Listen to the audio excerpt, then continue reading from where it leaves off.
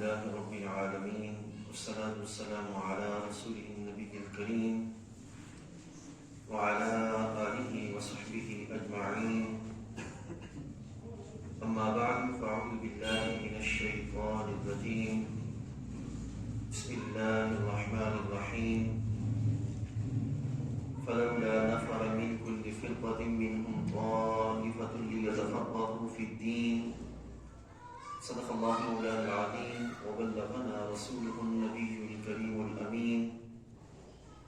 إن الله وملائكته يصلون على النبي يا أيها الذين آمنوا صلوا عليه وسلموا تسليما. الصلاة والسلام عليك يا سيدي يا رسول الله وعلى آلك وأصحابك يا سيدي يا حبيب الله. الصلاة والسلام عليك يا سيدي يا نبي الله وعلى آلك وأصحابك يا سيدي يا نبي الله. الصلاة والسلام عليك يا خاتم النبيين وعلى آلك وأصحابك يا خاتم المعصومين. اللہ رب العزت جل وعلا کا کروڑ کا شکر ہے کہ اس کریم نے ہم سب کو آج کے اس مبارک نشست میں، جو کہ مطالعہ شریعت کورس کی دوسری نشست ہے، اس میں ہم سب کو شرکت کی سعادت نصیب فرمائی. اللہ تعالیٰ جل وعلا ہم سب کا یہاں پہ اکٹھا ہونا اور اس کی توفیق سے جو کلمات خیر، جو اعمال صالحہ بجا لائیں، وہ کریم اپنی بارگاہ اقدس میں قبول منظور فرمائے. آج انشاءاللہ العزیز ہم آپ کے سامنے علم فقہ کا تعارف، یہ موضوع ہے، آپ کے سامنے پیش کریں گے. آج کے موضوع کے دو حصے تھے، ایک ہے علم فقہ کا تعارف اور دوسرا ہے ان کے مذاہب. مذاہب کا انشاءاللہ جب غالباً چھٹی یا ساتویں نشست میں تذکرہ آئے گا، اس میں تفصیل کے ساتھ نہیں پہ تذکرہ کریں گے. آج انشاءاللہ العزیز صرف علم فقہ کا جو تعارف ہے وہ آپ کے سامنے پیش کریں گے. ابتداً یہ بات عرض کرتا چلوں کہ درس قرآن کا جب عموماً تذکرہ ہوتا ہے، درس حدیث کا، تو باقاعدہ ہمیں سمجھ آتا ہے کہ یہ قرآن مجید کا درس ہوگا، اس کا بیان ہوگا، حدیث طیبہ کا درس ہوگا، اس کا بیان ہوگا، حدیث طیبہ بیان کی جائے گی. اور جب لفظ فقہ بولا جاتا ہے تو عام بندہ عموماً اس لفظ کو نہیں سمجھ پاتا، اور ہماری سوسائٹی کے اندر بھی موجود افراد اسی لفظ کے لحاظ سے خود کو قرآن و سنت کا راہی بتا کر اور فقہ کو ایک نئی چیز بتا کر لوگوں کے درمیان وہ ورگلانے کی اور اپنے جال میں پھنسانے کی کوشش کرتے ہیں. اس لحاظ سے یہ بہت ضروری امر ہے کہ اس بارے میں سیکھیں، اس بارے میں جانیں اور اس بارے میں غور کریں. اتنا علم ہمارے پاس ضرور ہونا چاہیے کہ قرآن و سنت کس چیز کا نام ہے اور فقہ کس چیز کا نام ہے. آج انشاءاللہ وزیر جو ہے وہ یہی آپ کے سامنے پیش کرنے کی جو ہے وہ سعادت حاصل کریں گے. سب سے پہلے یہ سنیے کہ لفظ فقہ جو ہے فا قاف ہا لکھی جائے گی، لیکن اس کا اظہار ہوگا، باقاعدہ پڑھنے میں نہیں آئے گی. فقہ، ٹھیک ہے. جیسے کہ قرآن مجید میں لفظ ہے کہ والعصر، را آخری جو ہے اس پر جب وقف کریں گے تو سائلنٹ پڑا جائے گا، یعنی کہ اس پہ جزم کی صورت کی اس کو باقاعدہ حرکت کے ساتھ نہیں پڑھیں گے. اسی طرح لفظ فقہ ہے، اس کو ہا جو ہے اس کو سائلنٹ پڑھیں گے. تو لفظ فقہ کا مطلب ہے کسی شے کو جاننا، کسی شے کی جو ہے وہ فہم حاصل کرنا، یہ فقہ ہے. جاننا، معرفت حاصل کرنا، فہم حاصل کرنا، اس کو فقہ کہتے ہیں. اور یہ اس کا لغوی معنی ہے. اور جب ہم اس کا اصطلاحی معنی مراد لیں گے کہ فقہ سے کیا مراد ہے، تو اس سے مراد یہ ہے کہ تفصیلی دلائل سے احکام شریعہ کا جو عملی زندگی کے ساتھ تعلق رکھتے ہوں، تفصیلی دلائل سے ان کو جاننا۔ ابھی اس کی وضاحت آئے گی کہ تفصیلی دلائل کے ساتھ احکام شریعہ جو عملی زندگی کے ساتھ تعلق رکھتے ہیں ان کو جاننے کا نام فقہ ہے۔ ٹھیک، اب یہاں پر اس کو دیکھتے ہیں کہ پہلے اس میں قرآن مجید فرقان حمید میں اس کا تذکرہ ہے کہ نہیں۔ یہ جو لفظ فقہ ہے یہ قرآن مجید فرقان حمید کے اندر بھی پایا جاتا ہے کہ نہیں۔ قرآن مجید فرقان حمید کی کئی آیات اس پہ دلالت کرتی ہیں۔ پہلے جو میں نے آیت کریمہ تلاوت کی خطبہ کے بعد، اس میں اللہ تعالیٰ جل وعلا فرماتا ہے فَلَوْلَا نَفَرَ مِن كُلِّ فِرْقَةٍ مِّنْهُمْ طَائِفَةٌ لِيَتَفَقَّهُوا فِي الدِّينِ، کہ ان میں سے ایک گروہ، ایک جماعت کیوں نہ نکلے کہ وہ لوگ دین میں تفقہ حاصل کریں، دین میں خوب فہم بصیرت حاصل کریں۔ تو چونکہ فقہ کا مطلب ہے خوب جو ہے وہ سوجھ بوجھ حاصل کرنا، خوب فہم حاصل کرنا، گہرائی تک پہنچنے کا اہتمام کرنا، لہٰذا یہاں پہ اللہ تعالیٰ نے فرمایا کہ ایک جماعت کیوں نہ نکلے جو جا کر جو ہے وہ دین کا فہم حاصل کرے، دین میں سوجھ بوجھ حاصل کرے۔ ایسے ہی آپ قرآن مجید میں کئی جگہوں پر اس طرح کے الفاظ پڑھیں گے جن کا مادہ فا قاف ہا ہوگا، کہ رب تعالیٰ فرماتا ہے فما لہؤلاء القوم لا یکادون یفقہون حدیثا، کہ بس اس قوم کو کیا ہو گیا ہے کہ یہ کوئی بات سمجھنے کے قریب نہیں آتے۔ تو فقہ کا مطلب ہے سوجھ بوجھ، سمجھنا، جاننا، معرفت حاصل کرنا۔ ٹھیک ہے، اسی طرح قرآن مجید فرقان حمید کے اندر 20 سے زائد مقام پر لفظ یہ استعمال ہوا ہے کسی نہ کسی طریقے سے، کہیں یفقہون، کہیں یتفقہون، لیتفقہوا فی الدین، کہیں لیتفقہوا کے ساتھ۔ یہ 20 مقامات ہیں قرآن مجید فرقان حمید کے اندر جس میں یہ لفظ استعمال ہوا ہے، جس کا مطلب کیا ہے؟ فہم حاصل کرنا، معرفت حاصل کرنا، جاننا، یہ لفظ فقہ کا مطلب ہے۔ ٹھیک ہے، اور قرآن مجید فرقان حمید کے اندر اس مطلب کے اعتبار سے معنی حدیث آیہ کریمہ موجود ہیں۔ اسی طرح اگر حدیث طیبہ میں چلیں تو ہمارے آقا صلی اللہ علیہ وسلم نے حضرت سیدنا عبداللہ بن عباس، یہ حضور کے چچا زاد بھائی ہیں، ان کو سرکار نے دعا دی۔ اس دعا میں آپ الفاظ سنیں تو آپ کو پتہ چلے گا کہ ہمارے آقا صلی اللہ علیہ وسلم نے وہ الفاظ استعمال فرمائے جو ان لفظوں کی حقیقت کو بیان کر رہے ہیں۔ سرکار فرماتے ہیں اللہم فقہہ فی الدین، اے اللہ اس کو دین کی فقہ عطا فرما۔ اب ان کے لیے کیا دعا کی؟ دین کی فقہ، مطلب یہ ہے کہ دین کی سوجھ بوجھ، دین میں خوب گہرائی، دین میں بصیرت عطا فرما۔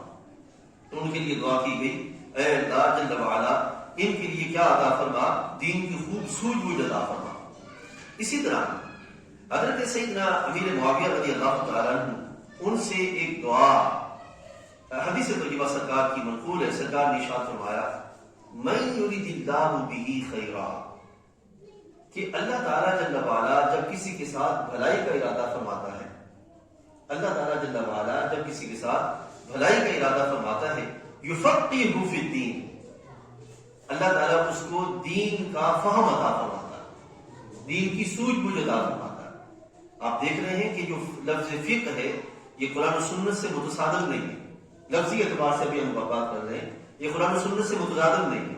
حدیث آیہ کریمہ کے اندر بھی اللہ تعالیٰ نے بیان فرمایا اور حدیث طیبہ میں بھی سرکار نے اس کا بیان فرمایا کہ سرکار ارشاد فرماتے ہیں من یرید اللہ بہ خیرا، کہ اللہ تعالیٰ جس کے ساتھ بھلائی کا ارادہ فرماتا ہے یفقہہ فی الدین، اس کو دین کی سوجھ بوجھ عطا فرماتا ہے۔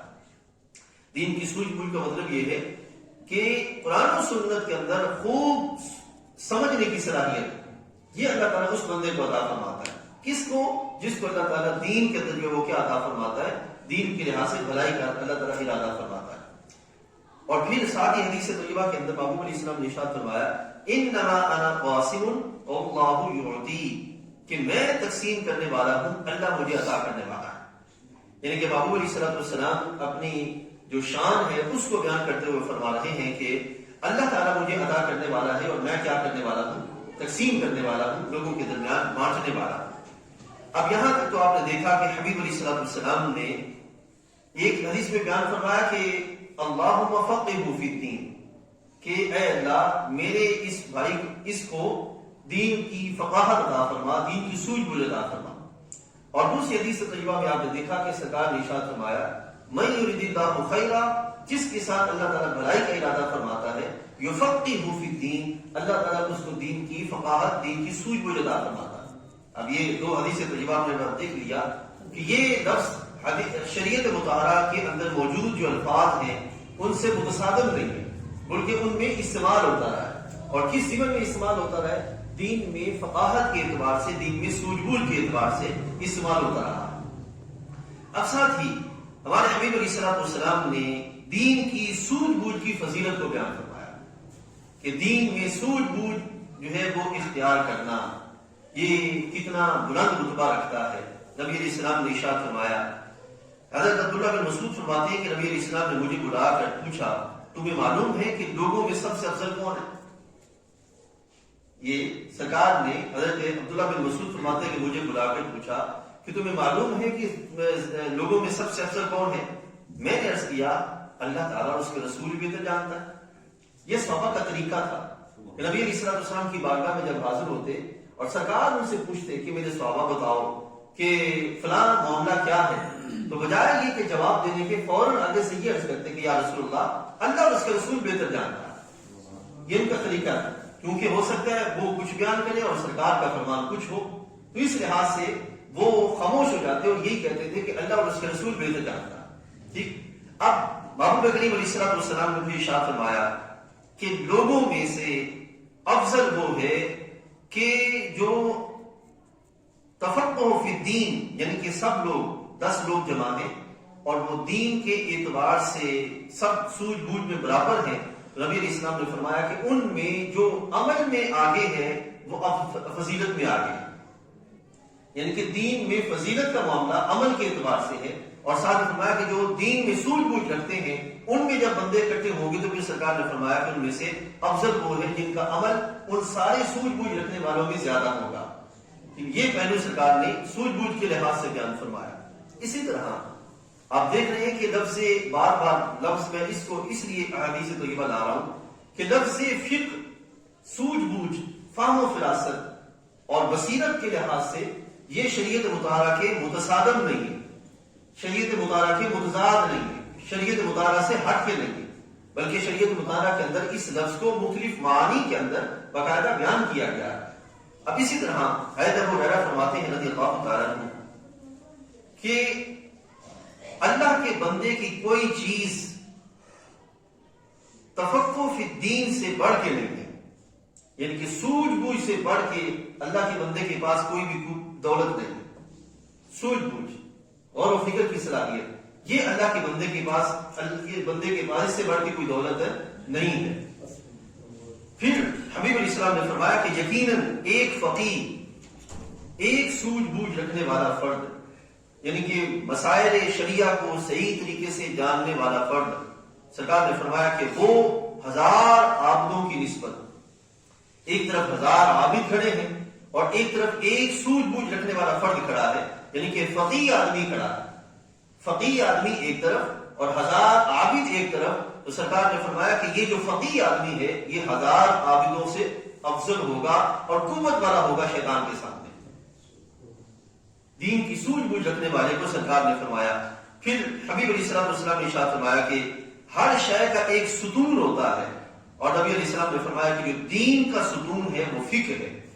آپ جانتے ہیں کہ ستون وہ شے ہوتی ہے کہ جس پہ عمارت قائم ہوتی ہے، عمارت کھڑی رہتی ہے۔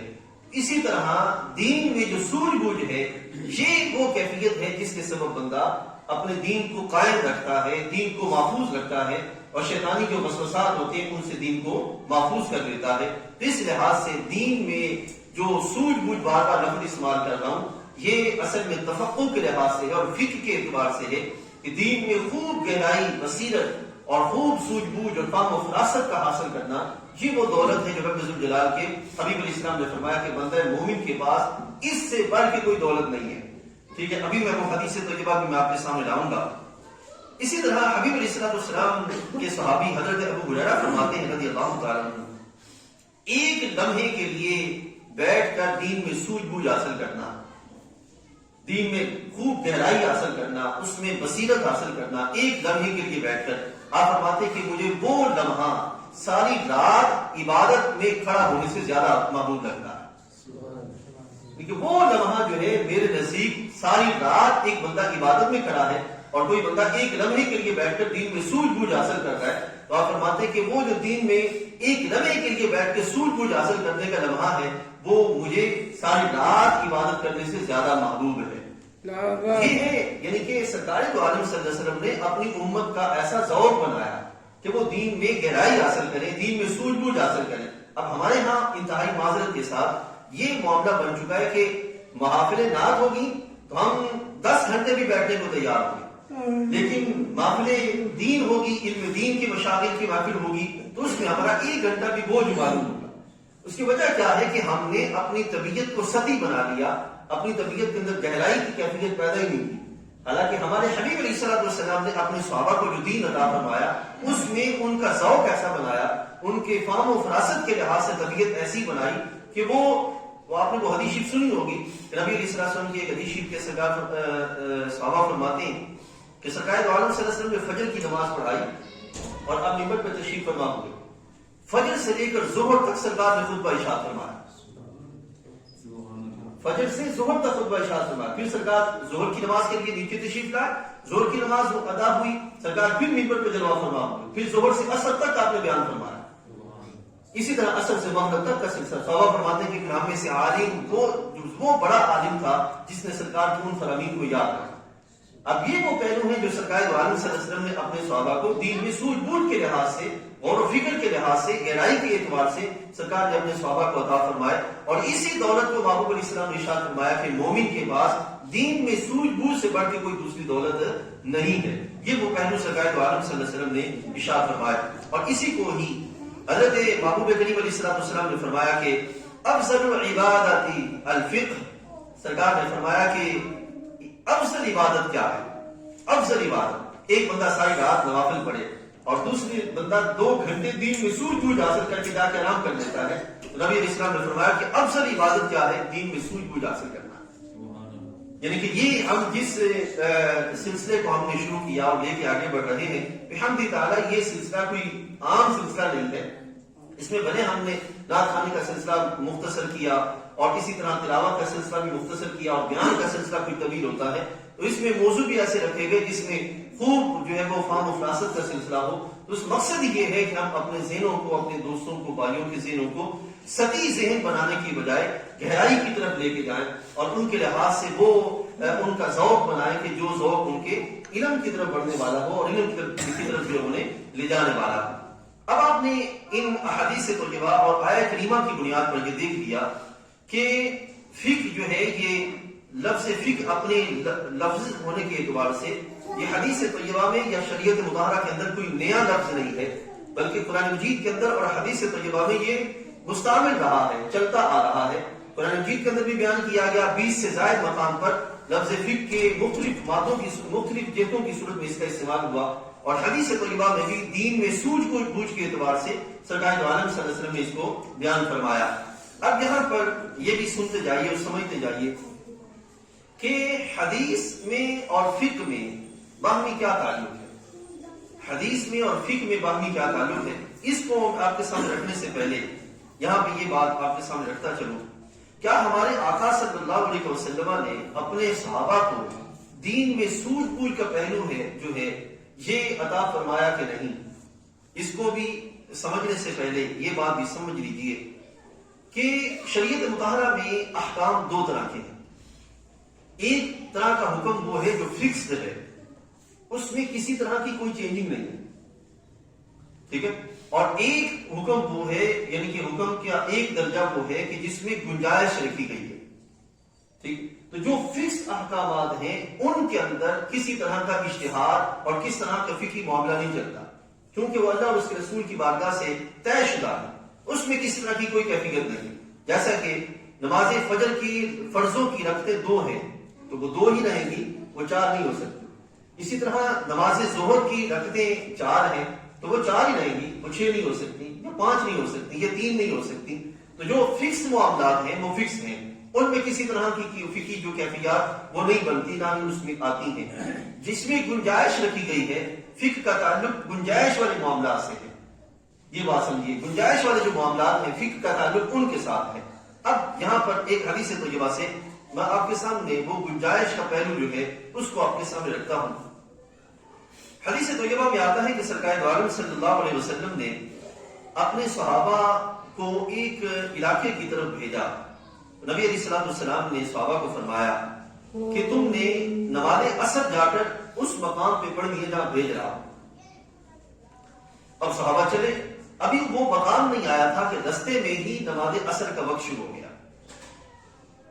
اب آپ غور کیجیے، اب ابو بکر علیہ الصلوۃ والسلام کے صحابہ کا اس وقت 2 گروہ میں تقسیم ہو گئے. ایک ہی گروہ تھا، 2 میں تقسیم ہو گئے.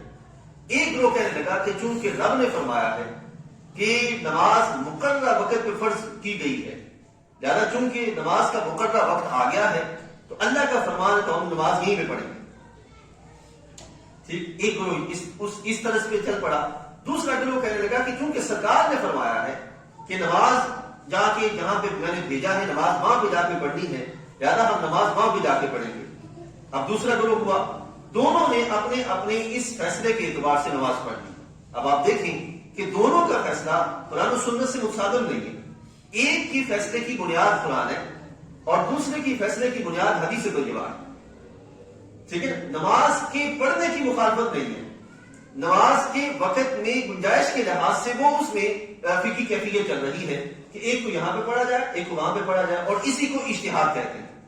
اب حبیب کریم علیہ الصلوۃ والسلام کے صحابہ گئے، اپنا معاملہ مکمل کیا اور واپس جب سرکار کی بارگاہ میں حاضر ہوئے اور معاملہ پیش کیا تو حبیب کریم علیہ الصلوۃ والسلام نے دونوں میں سے کسی ایک کی بھی نفی نہیں فرمائی اور دونوں کو تحسین کی نظر سے دیکھا جہاں دونوں کا پہلو ٹھیک ہے. اور یہ وہ صلاحیت ہے جو سرکار نے اپنے صحابہ کو سکھائی تھی کہ تم نے زمانے کے اعتبار سے، حالات کے اعتبار سے، اور اسی کو اجتہاد کہتے ہیں، اور اسی کے لحاظ سے پھر بعد معاملات میں وہ انشاءاللہ پیش کریں گے کہ خطا کا معاملہ ہوا اور پھر وہ پہلو جو ہے وہ سامنے آئے. تو یہ بات آپ نے سامنے رکھنی ہے کہ ہمارے آقا صلی اللہ علیہ وسلم کے ظاہری دور احدث کے اندر فقہ کا پہلو جو ہے وہ موجود تھا اور صحابہ کے درمیان یہ صلاحیت تھی کہ وہ قرآن و سنت کے احکام کی بنیاد پر وہ جہاں پہ گنجائش ہے وہاں پر فقہی بصیرت کے اعتبار سے احکام کا پہلو نکالتے اور اس پہ عمل کرنے کا اہتمام کرتے تھے.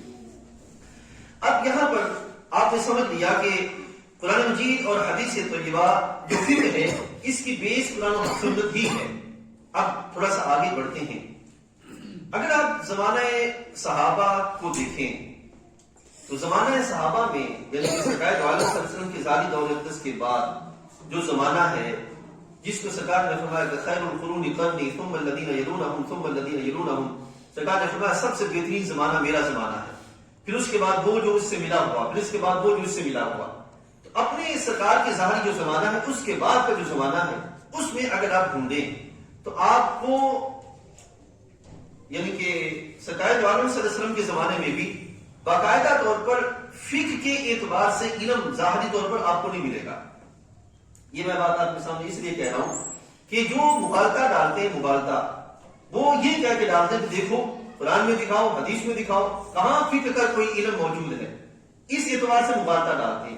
تو یہ بات ہمیں اپنے ذہن میں رکھنی چاہیے کہ فقہ کا باقاعدہ کوئی علم الگ سے یہ آپ کو اگر ڈھونڈنا چاہیں صحابہ کے زمانے کے اندر تو ایسا آپ کو باقاعدہ کوئی علم نہیں ملے گا.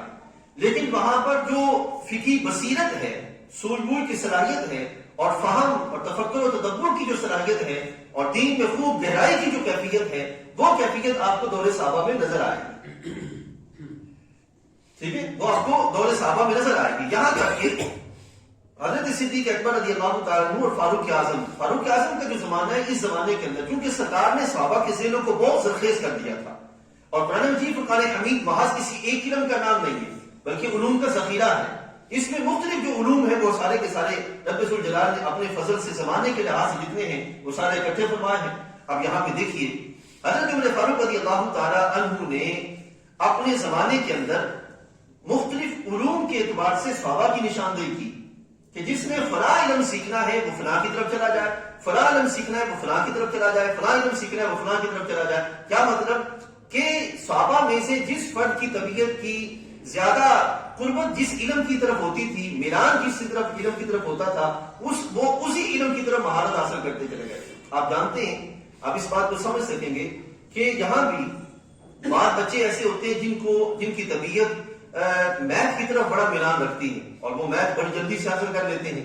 بعض ایسے ہوتے ہیں جو نثر یعنی کہ جو پیراگراف اور مضمون کی جو صورت ہوتی ہے وہ بڑی جلدی یاد کر لیتے ہیں، لیکن ان کو کہیں کہ تم نظم یاد کرو تو ان کے لیے نظم یاد کرنا مشکل ہوتی ہے. بعض ایسے ہوتے ہیں جو نظم یاد کرنا آسان ہوتا ہے. اس طرح طبیعت کے میلان کے اعتبار سے تو صحابہ کرام کی مختلف جو طبیعتیں تھیں ان طبیعتوں کے اعتبار سے مختلف علوم کی طرف بڑھتے چلے گئے. اب دیکھیے آپ نے فرمایا کہ حضرت عمر فاروق نے نشاندہی کی. آپ نے فرمایا من اراد ان يسأل عن القرآن، کہ جو یہ چاہتا ہے کہ وہ قرآن کے متعلق کچھ سیکھے یعنی کہ قرات کے اعتبار سے، تو اس کو چاہیے کہ وہ ابی ابن کعب کے پاس چلا جائے. یعنی کہ قرآنی علم کے اعتبار سے، قرات کے اعتبار سے وہ حضرت ابی ابن کعب کے پاس چلا جائے. ومن اراد ان يسأل عن الفرائض، جو یہ چاہتا ہے کہ وہ علم الفرائض، علم المیراث یعنی کہ وراثت کے جو احکام ہیں ان کے لحاظ سے کچھ سیکھنا چاہے، وہ فلیأتی زید بن ثابت، کہ وہ زید بن ثابت کے پاس چلا جائے. اسی طرح ومن اراد ان يسأل عن الفقہ، جو یہ چاہتا ہے کہ وہ فقہ کے بارے میں معلومات حاصل کرے تو اس کو چاہیے کہ فلیأتی معاذ بن جبل، وہ معاذ بن جبل کے پاس چلا جائے. تو یہ دیکھیں کہ دور صحابہ کے اندر جو صحابہ کی طبیعتیں اور علوم میں گہرائی کے اعتبار سے جو مختلف پہلو تھے وہ سامنے آئے.